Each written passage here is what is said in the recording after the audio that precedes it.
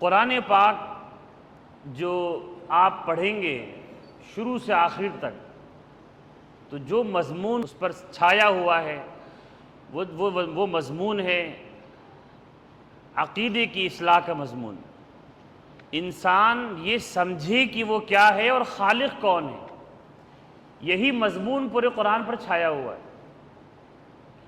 قرآن پر یہی مضمون حاوی ہے۔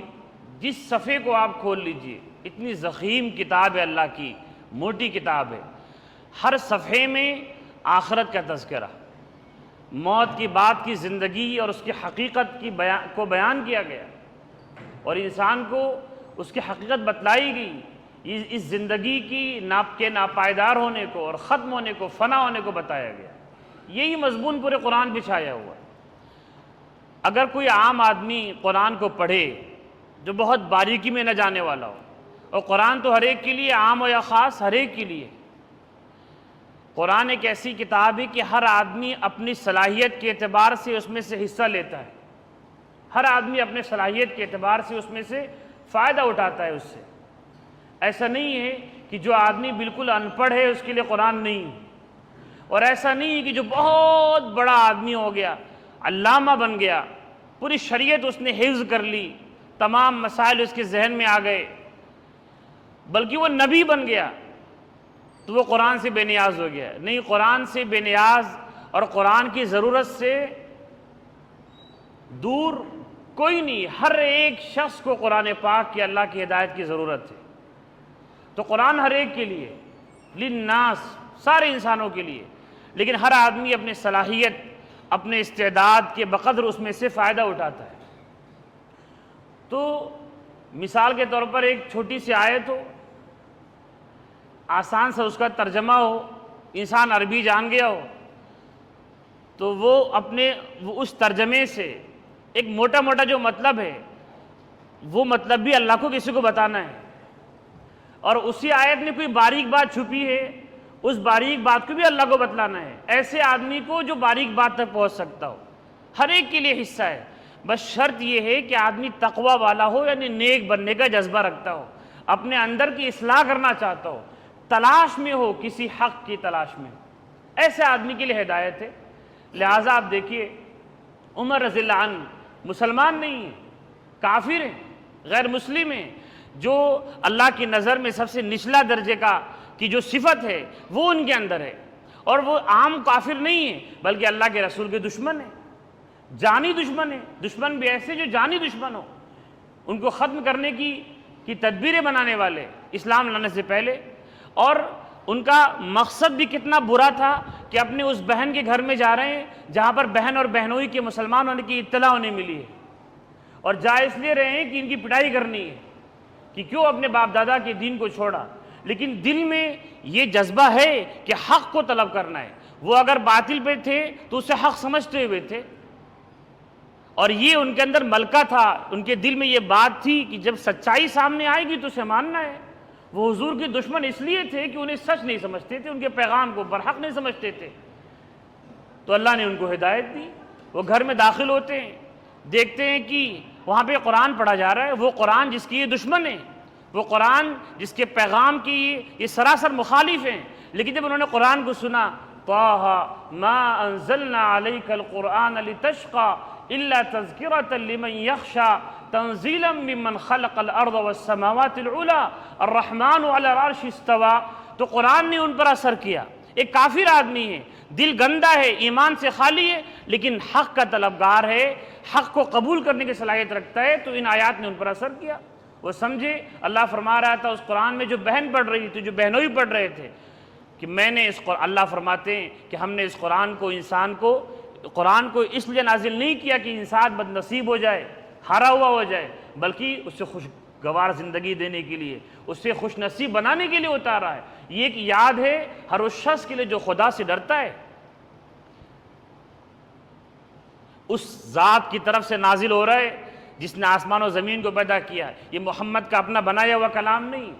انہیں نہ جانے کیا بات تھی، وہ تو وہی جانیں گے، اور اللہ جانے ہوگا کہ دل میں اس کلام نے اثر کیا کہ جس آدمی نے کلام پیش کیا محمد نے، اس کلام میں خود انکار ہے کہ محمد کا کلام نہیں ہے۔ تنزیل ممن خلق الارض والسماوات العلی، وہ جو اونچے اونچے آسمان دیکھ رہے ہو عرب کے بدو، تم اپنی نظر میں جن آسمانوں کو اونچا دیکھ رہے ہو اور یہ زمین جو پھیلی دیکھ رہے ہو، ایک جاہل آدمی، بدو آدمی، لیکن اتنی بات تو جانتا ہے۔ قرآن اس کو بھی سمجھا رہا ہے کہ بچھی ہوئی زمین اور اونچے اونچے آسمانوں کو جو پیدا کرنے والا ہے، جو جس ذات کو کسی نے دیکھا نہیں، جو انجانی ذات ہے، جو غیب ہے، اس کی طرف سے اتارا جا رہا ہے۔ الرحمن علی العرش استویٰ، ویسے رحم والی ذات ہے جو عرش پر، تخت پر براجمان ہے، تخت پر مستوی ہے اور نظام کو چلا رہا ہے۔ یہ ان آیتوں کی ایسی تاثیر تھی کہ عمر جو کافر تھا اس کے دل پہ اثر پڑا اور وہ ایمان لانے کے جذبے سے مسجد نبوی کی طرف، مسجد حرم کی طرف روانہ ہو گئے مکہ مکرمہ میں۔ تو انسان کے دل میں اگر وہ جذبہ ہے تو قرآن ہر ایک کے لیے۔ تو میں یہ کہہ رہا تھا کہ ایک عام آدمی بھی جس کو صرف ترجمے سے مطلب ہے، قرآن کی فرسٹ میننگ سے مطلب ہے، فرسٹ میننگ اسے کہتے ہیں کہ جب جملہ پڑھا جائے تو اس سے جو ڈائریکٹ مطلب ہر آدمی سمجھ سکتا ہے، وہ اس کو فرسٹ میننگ ہے، وہ ہر آدمی کے لیے۔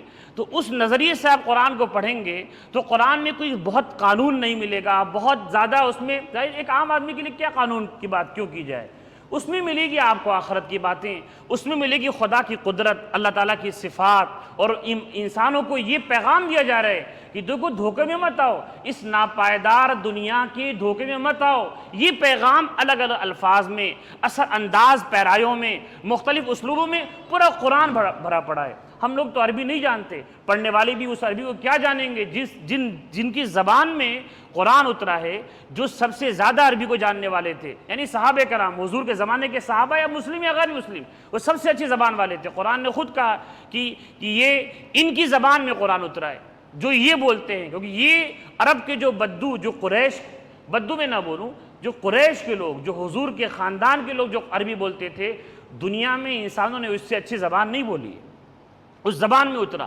وہ لوگ جو اس زبان سے واقف تھے وہ کبھی قرآن سے بور نہیں ہوئے، اس سے اکتائے نہیں، وہ مومن ہو یا غیر مومن ہو، سن رہا ہے تو سننا ہی چلا جا رہا ہے، حالانکہ مضمون بار بار وہی دہرایا جا رہا ہے، لیکن انداز اتنا اثر انگیز ہے، پیرایا اتنا نمایاں، اتنا سب سے مختلف ہے کہ انسان کہہ اٹھتا تھا کہ یا تو یہ جادو ہے، یا تو یہ جادو ہے، انسان عام انسان نہیں بول سکتا، یا تو یہ کوئی اوپر کی مخلوق انہیں بتا رہی ہے، کوئی جنات پڑھا رہا ہے، کوئی عجیب سا آدمی جو انسانوں سے مختلف دوسرے دھرموں سے جڑا وہ بتا رہا ہے، یعنی ایک منکر آدمی بھی یہ مانتا تھا کہ یہ الگ ہی کوئی چیز ہے، اور جو آدمی حق پرست ہو وہ کہتا تھا نہیں، انسان کا کلام نہیں ہے، یہ خدا کا کلام ہے۔ تو اس نظریے سے آپ دیکھیں گے قرآن کو تو قرآن اسی مرض کا علاج کر رہا ہے جو مرض شریعت پر عمل کرنے کے لیے سب سے بڑی رکاوٹ بنا ہوا ہے، وہ مرض ہے اپنے من کے تابع ہو جانا۔ آج دنیا میں ویسے تو مردم شماری کی بات تو ہر جگہ ہی چل رہی ہے، جن گننا کی بات چل رہی ہے، لیکن آپ مردم شماری اگر جو دنیا کے موجودہ ہے اندازے کے مطابق وہ صحیح تو ایکوریٹ کبھی بھی نہیں ہو سکتی۔ 800 کروڑ انسان بستے ہیں، ان میں سے تقریباً 150 کروڑ مسلمان ہیں، اس سے زیادہ ہیں، اور آپ کو مذہبوں کے اعتبار سے تفریق ملے گی، اتنے اس مذہب کے ماننے والے اتنے، لیکن سچائی یہ ہے کہ دنیا میں سب سے زیادہ جو لوگ بستے ہیں، خواہ وہ نام کے جب مردم شماری ہو، جن گننا ہو تو اپنا نام لکھا دے وہ ہندو، نام لکھا دے وہ اپنا کرسچن، رجسٹر کے حساب سے ان کا مذہب طے کر دیا جائے، لیکن جب ان کے دل کو آپ جانچیں گے یا بیٹھ کر ان کی رائے پوچھیں گے، ان کا نظریہ آپ ٹٹولیں گے تو پائیں گے کہ وہ کسی مذہب پر یقین نہیں رکھ رہے، وہ اپنے مذہب کو نہیں مان رہے۔ دنیا میں جب سائنس کا انقلاب آیا اور چیزوں کو پرکھا گیا تو چاند پر جا پہنچا انسان، ہواؤں کو پھاڑ دیا، فضاؤں میں جا کودا، کہاں کہاں پہنچ گیا، تو وہ انسان اب مورتیوں کو کہاں ماننے والا، وہ مان رہا ہے تو بحث ایک ٹریڈیشن کے طور پر، ایک تہذیب کے طور پر، ایک کلچر کے طور پر، یہ تو ہندوؤں کو ہم نے پڑھا ہے، سنا ہے ایسا بولتے ہوئے، لیکن وہ نام کے ہندو ہے، جب جھگڑا ہوتا ہے تو پھر قومیت غالب آتی ہے، وہ ہندو بن کے لڑتے ہیں، لیکن ان کے دل سے آپ پوچھیں گے تو وہ ان مذہب پہ یقین نہیں کرتے۔ یہ سارے انسانوں کے دل میں ایک بات ہے کہ یہ جو مذہب والے خدا جو بتا رہے ہیں، بنا کر کے ایک جعلی تصویر بنا رہے ہیں، ہاتھوں سے بنایا ہوا خدا، یہ خدا نہیں ہے، اتنی بڑی کائنات کا خدا اتنا محدود اور لیمیٹڈ کیسے ہو سکتا ہے؟ یہ جو قرآن پاک میں اللہ تعالیٰ نے بتایا تھا کہ سوچو اس کے بارے میں جس کے تعلق میں تم ماتھا ٹوک رہے ہو، ینفعو یضر، کیا کوئی نفع پہنچا سکتا ہے؟ تو نقصان کسی وہ تو ہل نہیں سکتا۔ اگر اس کی آنکھیں ہیں تو جس کی آنکھ کان ہو تو محدود ہے، وہ صرف اس کی نگاہ آنکھ ہونے کا مطلب ہے کہ اس کا جو آبزرویشن لمیٹڈ ہے، اس کے مشاہدہ محدود ہے، اس کی علم کا ذرائع محدود ہیں۔ انسان تلاش میں ہے خدا کی اپنی فطرت میں، اب وہ اس تلاش کو پہچان پائے نہ پہچان پائے، اس تلاش کو ٹائم دے یا نہ دے وہ الگ بات ہے، لیکن ہر انسان اپنی فطرت میں مانتا ہے کہ اتنی بڑی کائنات کا جو خدا ہے وہ بہت کوئی لامحدود ذات ہے۔ اللہ تعالیٰ نے اس مرض کا علاج قرآن میں عمومی رکھا ہے۔ جیسے مثال کے طور پر جو مرض بہت پھیلا ہوا ہوتا ہے اس کی دوائیں بہت زیادہ ملتی ہیں، ہر میڈیکل اسٹور میں بخار کی دوا ملے گی، میڈیکل اسٹور نہیں بلکہ آپ کو کرانے کی اسٹور پر، جنرل اسٹور پر آپ کو دوائیں ملیں گی زکام و بخار کی۔ کیوں؟ ہر گھر میں یہ مسئلہ ہو سکتا ہے، ہر مہینے اس کی ضرورت پڑ سکتی ہے، کہاں کوئی ڈاکٹر کے پاس لمبی لائن لگائے گا، لہٰذا ہر دکان پہ رکھوا دو اسے، اور اس کو رکھنے میں کوئی گورنمنٹ کی طرف سے پابندی بھی نہیں ہے۔ اسی طرح اللہ تعالیٰ نے جو بیماری ہر انسان کی تھی اس کو ہر صفحے میں رکھ دیا، ہر صورت میں رکھ دیا کہ دیکھو نفس پہ کنٹرول کرو۔ اللہ فرماتے ہیں یا ایھا الناس، خطاب سب کو ہے، سارے انسانوں کو، مسلمانوں کو صرف نہیں ہے، بغیکم علی انفسکم، تمہاری جو سرکشی ہے خدا کے خلاف، تمہارا جو ظلم ہے یہ تمہارے اپنے خلاف پڑنے والا ہے، تم جو گناہ کر رہے ہو۔ اب اس کو ہم مسلمانوں کے لیے اگر خاص پیرائے میں بدل دیں اس کو تو یہ کہیں گے اے مسلمانوں کہ تم نمازیں چھوڑ رہے ہو، تمہارے لیے مسجد میں آنا بھاری ہے، جماعت کی پابندی کرنا بھاری ہے، حلال روزی تمہارے لیے مشکل ہو گئی، تو یہ جو ظلم کیے جا رہے ہو یہ تمہارے اپنے خلاف ظلم تمہارا پڑ رہا ہے۔ بغیکم علی انفسکم، تمہاری یہ ذاتی اپنے ساتھ ہے، کسی کے ساتھ نہیں ہے۔ متاع الحیات الدنیا، یہ جو دنیا ہے بہت تھوڑی سی زندگی، تھوڑا سا وقت ہے، یہاں کی لذتیں، یہاں کے آرام، یہاں کی آسائشیں، یہاں کی نیند، یہاں کا بستر نرم، یہ سب کچھ بہت لیمیٹڈ، بہت تھوڑے وقت کے لیے ہے۔ ثم الینا مرجعکم فننبئکم بما کنتم تعملون، پھر آخرکار تمہیں ہمارے پاس ہی لوٹ کے آنا ہے، تمہارا اینڈ ہوگا تو ہمارے پاس آ کر کے ہوگا، دنیا کی زندگی ختم ہوگی، تم خدا کے سامنے کھڑے ہوگے۔ آپ ویسے تو یہ عام سی آیت ہے، کوئی بہت زیادہ وجہ نہیں اس کے انتخاب کی، کیونکہ اس طرح کی سینکڑوں آیت قرآن میں ہیں، بس اسی طرح کی باتیں قرآن میں ہیں جو عجیب سی تاثیر رکھتی ہیں۔ یہ ایسی دوا ہے جس کو ہر انسان کی ضرورت ہے۔ ثم الینا مرجعکم، تمہیں لوٹ کے ہمارے پاس ہی آنا ہے، فننبئکم بما کنتم تعملون، تو ہم تمہیں بتائیں گے کہ تم اعمال کیا کرتے تھے، بتائیں گے کہ تم کیا کرتے تھے۔ خدا اللہ تعالیٰ نے جو پہلی آیت نازل فرمائی اقرأ باسم ربک الذی خلق، کہ پڑھو اس پروردگار کا نام لے کر جس نے پیدا کیا۔ آپ عام طور پہ کسی بھی عالم سے پوچھیں گے کہ آیت کیوں نازل ہوئی تھی، اب تو ہر آدمی جانتا ہے اس آیت کے بارے میں تقریباً کہ یہ پڑھائی کے لیے نازل ہوئی ہے۔ پہلی آیت اقرأ پڑھنے کے بارے میں ہے۔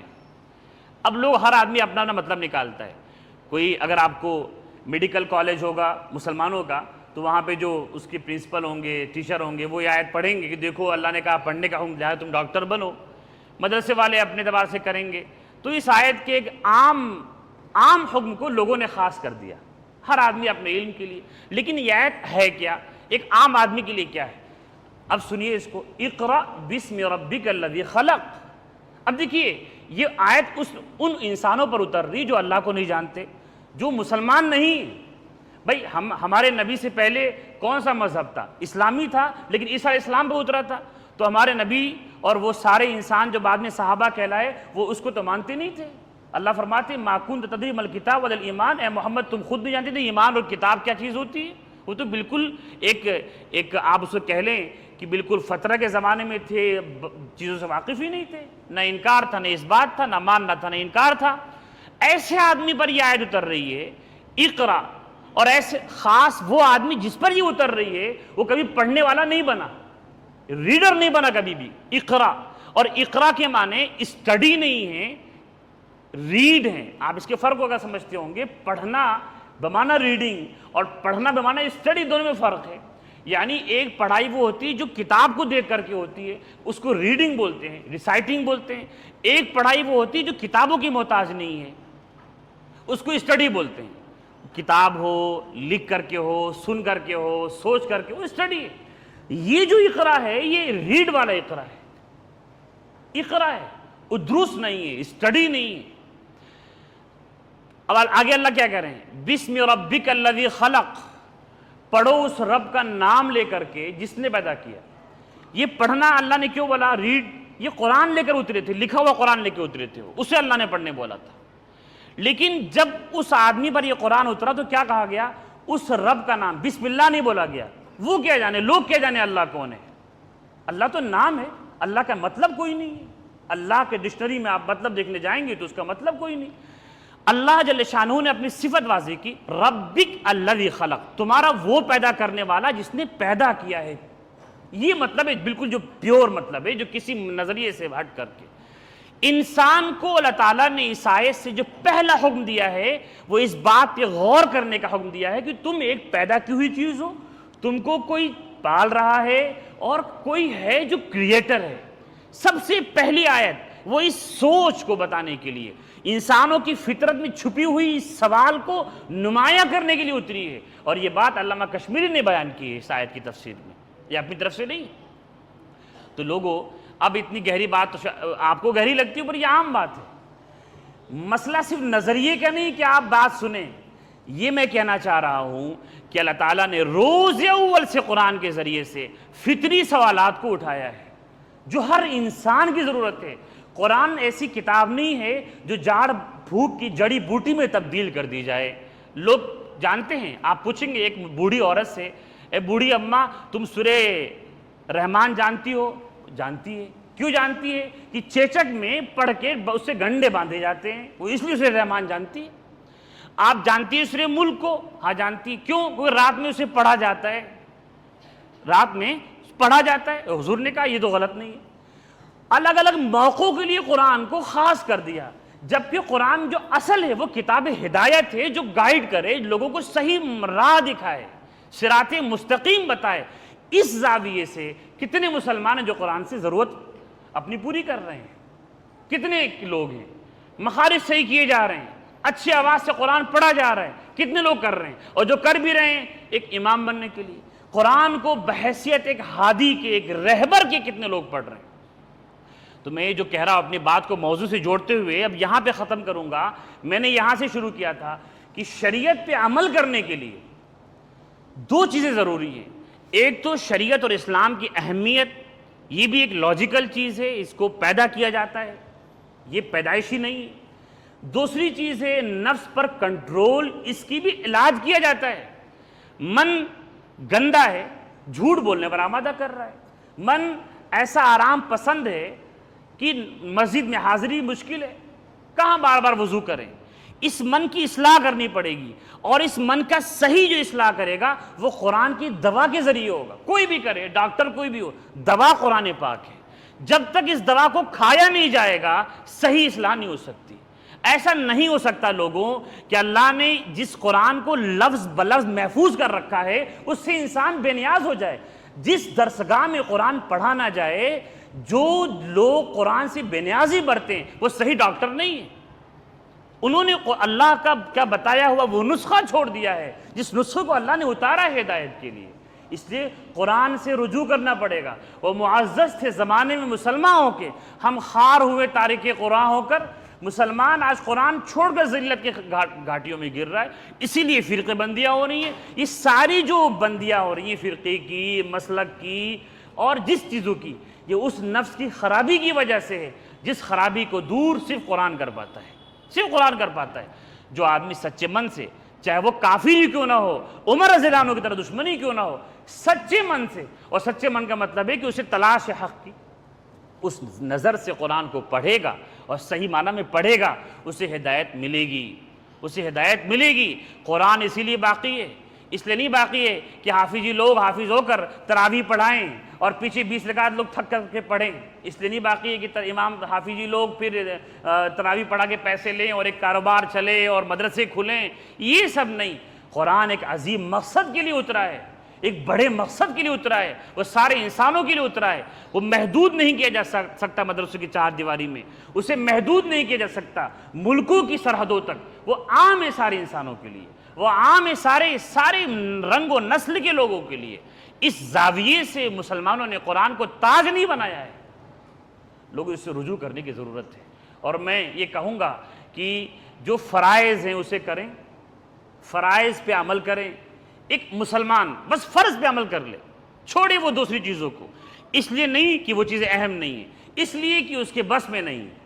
وہ اتنا ہی ہے کہ فرائض کر سکتا ہے اور حرام سے بچ سکتا ہے، اتنا بھی اگر کر لے گا، اور یہ جو چیزیں ہیں قرآن پاک سے جڑنا، اس کے درسوں سے جڑنا، اس کی جگہوں سے جڑنا، یہ اگر ہو جائے تو فوراً ایک بار ہوا اللہ کی چلے گی اور اصلاح عام ہو جائے گی۔ بہت عمل کا مطالبہ نہیں ہے۔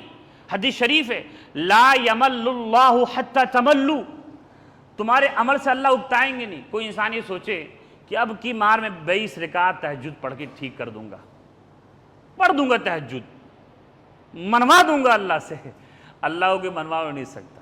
یہ عجیب لوگ ہیں، جب یہ جو جذبہ طاری ہوتا ہے ہم لوگوں پر تو ایسا لگتا ہے جیسے کیا ہی ہم نے اکھاڑ دیا۔ قرآن پاک کو جب آپ پڑھیں گے، میں ایسے علماء سے واقف ہوں، اللہ والوں سے،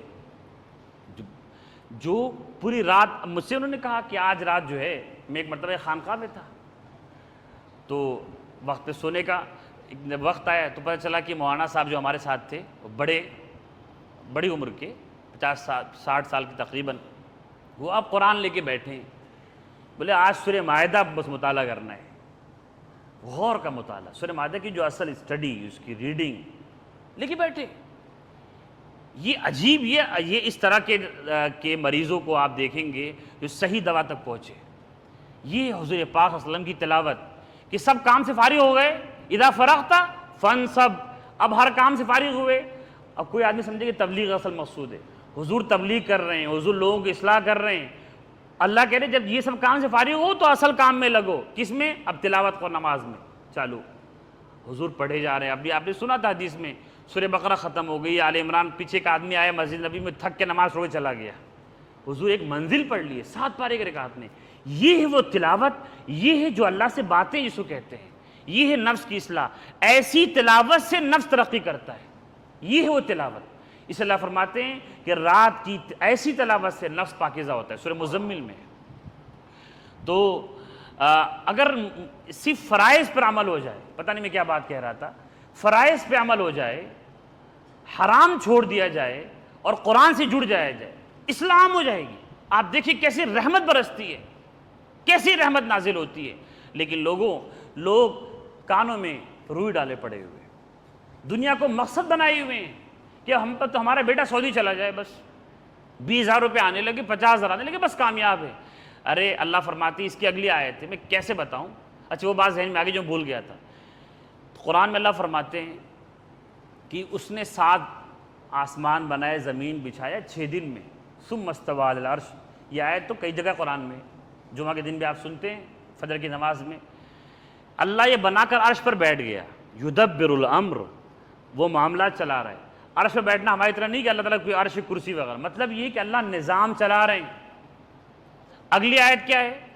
ما من شفیع الا من بعد اذنہ، اللہ جو کائنات کو چلا رہا ہے وہ ایسا راجہ نہیں ہے، وہ ایسا خالق نہیں ہے جو بنا کر کے چھوڑ دیا ہے کائنات کو کہ چلو جیسے چلنا ہے چلو۔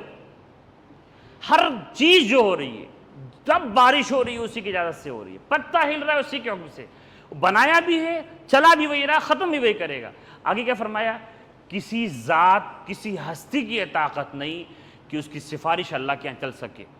ہم جو بولتے ہیں نا اللہ سے منوا لیں گے، آج تو ہم تہجد میں فلاں بزرگ صاحب کہہ دیں گے تو اللہ بس کر دے گا، یہ کہنا اللہ کی مرضی سے ہوگا، کسی کے کوئی حق نہیں چل سکتا اللہ کے یہاں۔ ما من شفیع الا من بعد اذنہ، وہ ایسا بادشاہ ہے جس کے یہاں کوئی ایسا نہیں ہے کہ بس پکڑ کے عرش کے پاؤں پر بیٹھ جائے منوا کے چھوڑوں گا، ایسا کسی کا حق نہیں ہے، وہ ایسا بادشاہ ہے۔ ذالکم اللہ ربکم، وہ تمہارا اللہ ہے، تمہارا رب ہے، فاعبدو، بندے بن کے رہو۔ لہٰذا حدیث شریف میں لا یمل اللہ حتی تملو، اللہ بور نہیں ہوتے انسان سوچے کہ آج میں سارا کام پورا، مطلب یہ ہے انسان بندگی پہ تل جائے، میں کمزور ہوں، فرائض نہیں چھوڑوں گا، حرام نہیں کروں گا، باقی جتنا ہو سکے کروں گا.